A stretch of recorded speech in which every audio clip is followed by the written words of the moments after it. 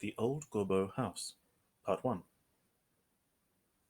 40 years ago, the solitary pedestrian who ventured into the unknown regions of La Salpêtrière and went up along the boulevard as far as the Barrière des Lys, reached certain points where it might be said that Paris disappeared. It was no longer a solitude, for there were people passing. It was not the country, for there were houses and streets. It was not a city, the streets had ruts in them, like the highways, and grass grew along their borders. It was not a village, the houses were too lofty. What was it then? It was an inhabited place where there was nobody. It was a desert place where there was somebody. It was a boulevard of the great city, a street of Paris, wilder at night than a forest, and gloomier by day than a graveyard. It was the old quarter of the horse market.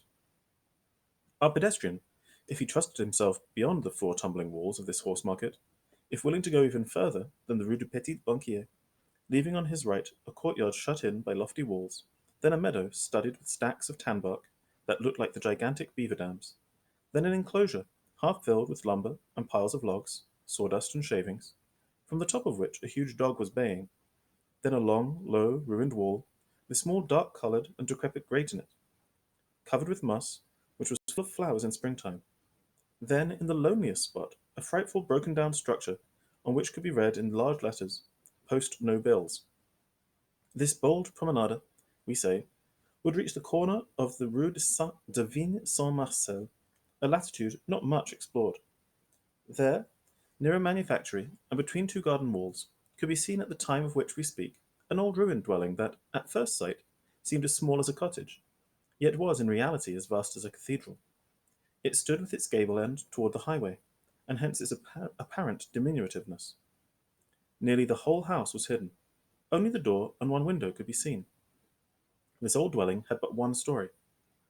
The door was merely a collection of worm-eaten boards, rudely tacked together with cross pieces that looked like pieces of firewood clumsily spit out.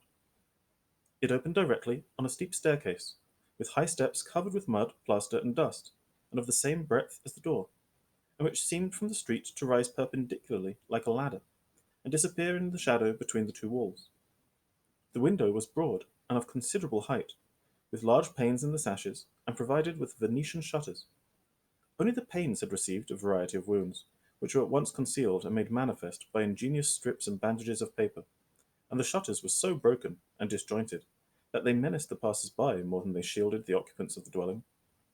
This door with its dirty look, and this window with its descent through dilapidated appearance, seen thus in one and in the same building, produced the effect of two ragged beggars bound in the same direction and walking side by side, with different mien, under the same rags, one having always been a pauper, while the other had been a gentleman.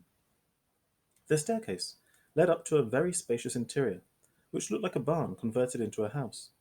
This structure had for its main channel of communication a long hall, on which there opened, on either side, apartments of different dimensions, scarcely habitable, rather resembling booths than rooms. These chambers looked out upon the shapeless grounds of the neighbourhood.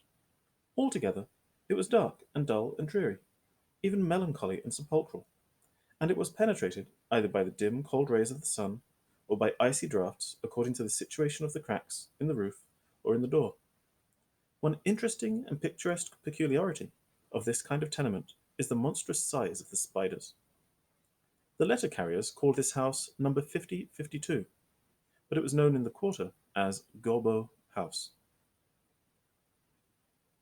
Part 2. Before this Gorbeau tenement, Jean Valjean stopped. Like the birds of prey, he had chosen this lonely place to make his nest. He fumbled in his waistcoat, and took from it a sort of night key, opened the door, entered, then carefully closed it again, and ascended the stairway, still carrying Cosette. At the top of the stairway he drew from his pocket another key, with which he opened another door.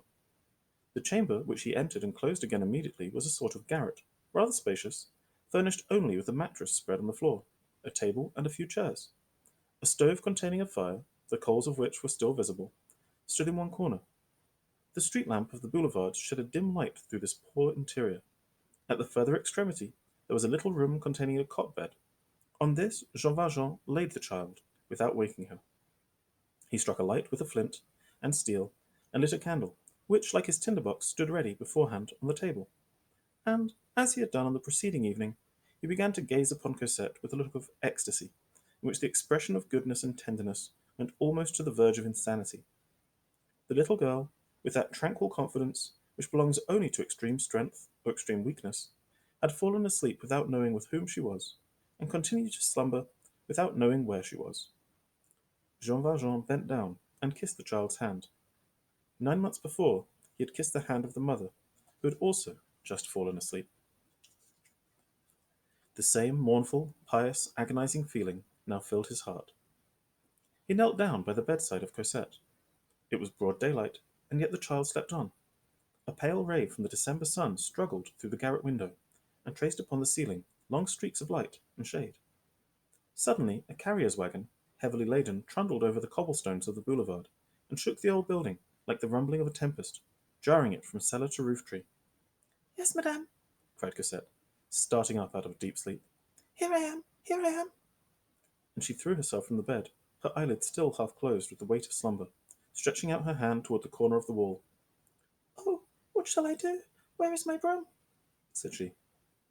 By this time her eyes were fully open, and she saw the smiling face of Jean Valjean. "Oh, yes, so it is," said the child. "Good morning, monsieur." Children at once accept joy and happiness with quick familiarity, being themselves naturally all happiness and joy. Cosette noticed Catherine at the foot of the bed, laid hold of her at once, and playing the while, asked Jean Valjean 1,000 questions. Where was she? Was Paris a big place? Was Madame Thénardier really very far away? Wouldn't she come back again, etc.? All at once she exclaimed, "How pretty it is here!" It was a frightful hovel, but she felt free. "Must I sweep?" she continued at length. "Play," replied Jean Valjean. And thus the day passed by. Cosette, without troubling herself, without trying to understand anything about it, was inexpressibly happy with her doll and her good friend.